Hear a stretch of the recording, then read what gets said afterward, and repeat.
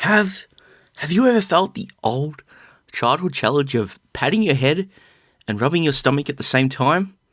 What's a bit old hat? Well, is there a game for you? Laser Zone, developed and published by Llamasoft. The first machine Laser Zone was developed for was the humble VIC-20, and it's one of those games which requires an additional 8K of memory. And what does that offer? One heck of a tough blaster. There's not much of a plot here. You're on board a Laser Zone, a satellite armed with dual plasma cannons, and set up to repel attacks from enemies of Earth. That should be fine in theory. Laser Zones are computer controlled, except, and you guessed it, the computer has failed, there's an upcoming force about to invade, and it's down to you manning those cannons and hopefully wiping that invasion force out before they take over. You'll be controlling the two cannons on board the Laser Zone using your trusty joystick. The cannon at the bottom is handled with horizontal movement, and the cannon running down the right side of the screen, that one's done with vertical movement. Plus, of course, the fire button is used to unleash plasma bolts of doom on your enemies. Invading forces will slowly approach your cannons from the opposite sides of the screen. If they happen to make it onto either platform, they'll slowly inch towards the cannon on said platform, taking it out. Now, if that's something that happens, you do have a couple of little surprises up your sleeve to save the day. The first is that you can aim either cannon towards its opposing platform, allowing you to wipe out any stray invaders. This might sound like it's a clear win, except it requires a bit of precision in its use, as if you're not careful, a stray shot will wipe one of your cannons out, costing you one of your lives. Mastering this is essential if you want to survive those later levels where things become even more intense. The second little trick is something called an electro zapper. You have a limited number of these as the game starts, and using them will clear the screen in an instant of every attacking alien. They're only available in limited quantities, but with tactical use at the end of a wave, you'll be able to earn another one and have it ready for the next wave of invaders. The gameplay starts off pretty sedate, but in classic Minter tradition, it ramps up fairly quickly to be quite an intense battle. Now, it's a pretty simple game all up, and this VIC-20 version is one I enjoy pretty much, except for one very annoying tidbit. For some reason, there are points where one of your cannons will just stop firing. You'll be sitting there, hammering that fire button on your joystick, and suddenly, you only get shots from one of them. I wish it was a freak accident, but this happened to me multiple times when I was playing, both on emulation and on my actual VIC as I was recording. And it always happens right about the point where you need that cannon the most. It's really frustrating because honestly, it means that a situation you might have been able to clear, you're suddenly unable to, and you lose a life for nothing. Really, really frustrating in my books. Next up, let's take a look at the C64 version. This is the only other version we're looking at which was handled by Jeff himself. Now, with the extra capabilities the C64 offers, there's quite a few changes on board. Namely, they offer a way for you to team up with a friend. So, rather than having the burden of managing both cannons solo, you can grab a second joystick, hand it off to a friend, and allow them to take control of the other cannon, thus giving you a bit of a cooperative mode. Along with that, there's a more traditional two-player mode, where you'll be taking turns swapping over as a player dies. And that, of course, allows someone to go for bragging rights at the end. Underneath the new presentation, the fancier option screens and everything, the gameplay is just the same as on the VIC.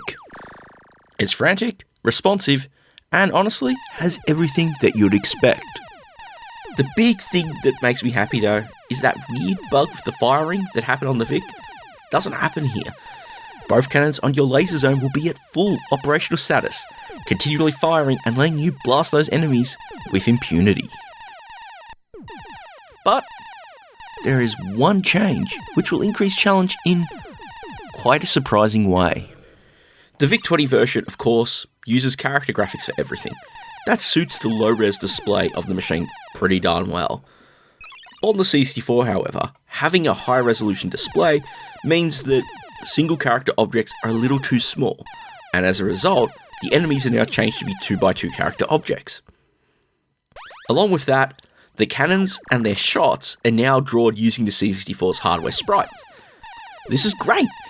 It makes these objects far more fluid as they move about on screen. But with the cannons, they're actually larger than they'd be if handled as a 2x2 character set. And you guessed it, this makes them somewhat easier to accidentally shoot yourself with than it was when playing on the VIC-20.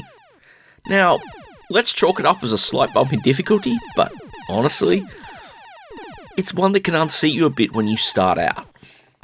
To balance that though, there is one great addition to the C64 version, and that's the threshold meter displayed at the bottom of the screen. This little bar slowly empties as you take enemies out.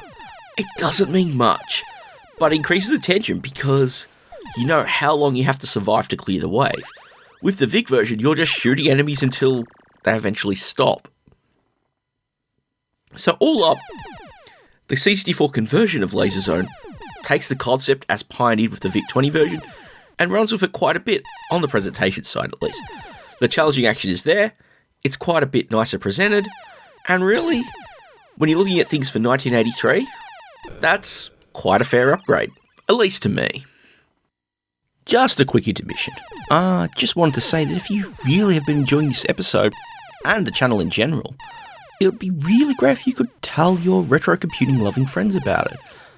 Getting eyes on videos is really hard to do, and word of mouth is something that's really helpful for bringing new viewers on board. Thanks. The next version we'll be looking at is the first of those which wasn't actually handled by Jeff himself, and that's the version for the Commodore 16 and Plus 4.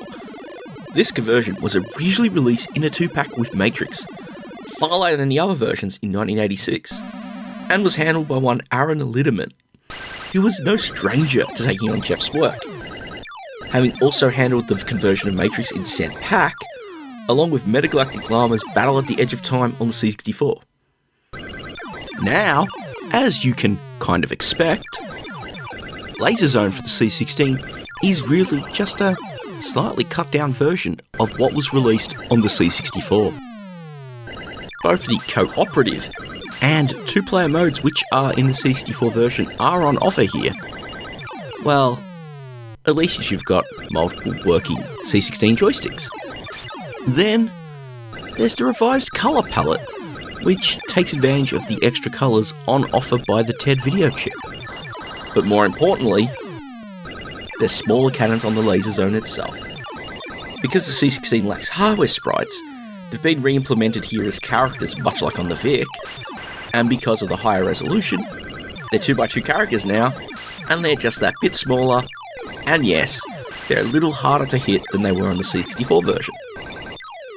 I've got to say, you think I may be griping about this, and that the changes on the C64 with the sprite-based cannons are a great tweak that increases the difficulty a bit. But when you look at those joysticks used on the C16, you need every darn advantage you can find. Now sure, by 1986, Laser Zone probably looks a little rough in the tooth, but considering the lack of success the machines had, it's not a bad contribution to the software library. It's a nice port of the C64 version for a game which, in my opinion, doesn't lose much by ditching the sprites, and, like any good Llamasoft game, it's incredibly frantic to boot. Now the last version on our list is the ZX Spectrum version. This one was converted by Salamander Software and published by Quicksilver in 1984. Now, Salamander were no strangers to Jeff's work either. They've done conversions of a number of his other games to both the Spectrum and the Dragon 32.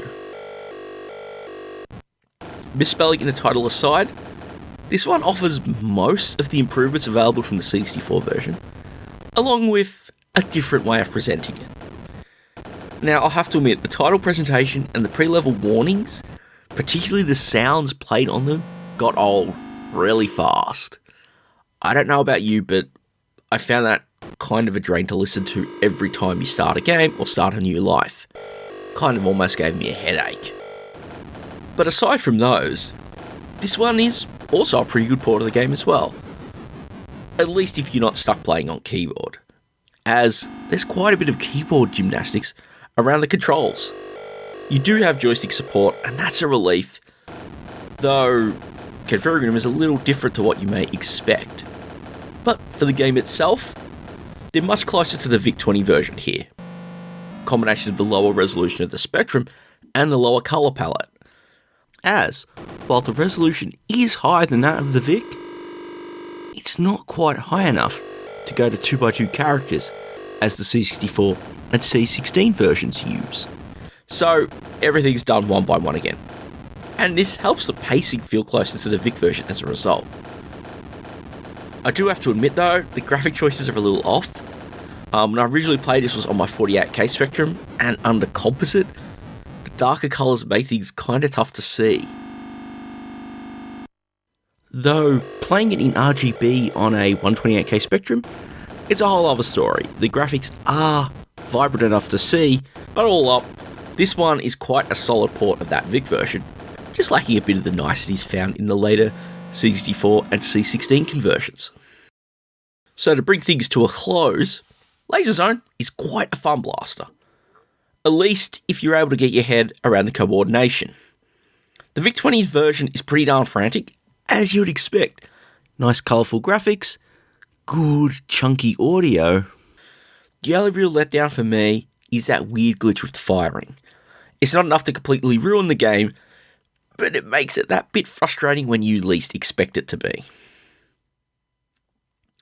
On the C64, it's a very nice upgrade all up. The larger graphics, additional features, and the presentation, they create a game which is a great conversion and quite a classic minter challenge. Now, depending on your circumstances, you may or may not appreciate those larger cannons on the Laser Zone. But then again, consider it a hard mode and you'll be fine. Now, with that ZX Spectrum conversion, it's different, and honestly, if you could stand the slightly annoying presentation, you'll feel right at home with it. It has some, but not all of those improvements offered by the 64 version, and it ultimately makes it a solid take on the game for Uncle Clive's little black box. I do have to admit though, personally, the best pick for me has got to be the C16 version, even with those horrible joysticks. Taking those enhancements made from the 64 version, the one tweak by going to characters for the cannons really improves the playability because there's less chance of accidentally blasting yourself. And as a result of this, you get to focus more on what you should be doing, zapping alien scum. Now, that thing with the cannons, as I said earlier, is a personal pick, and honestly, it's a pretty minor preference all up. But for me, it's the one I enjoyed most. Of course, you gotta deal with those horrible C16 joysticks, and that could be enough of a penalty to dissuade you away. And with that, let's go call it a wrap. If you've played Laser Zone before, let me know which version is your favourite. I'd love to hear your thoughts on that subject. As always, new videos come out Friday, so if you're interested, please do consider hitting the subscribe button and catch them as they come out. Other than that, thank you very much for watching, and I'll catch you all next time.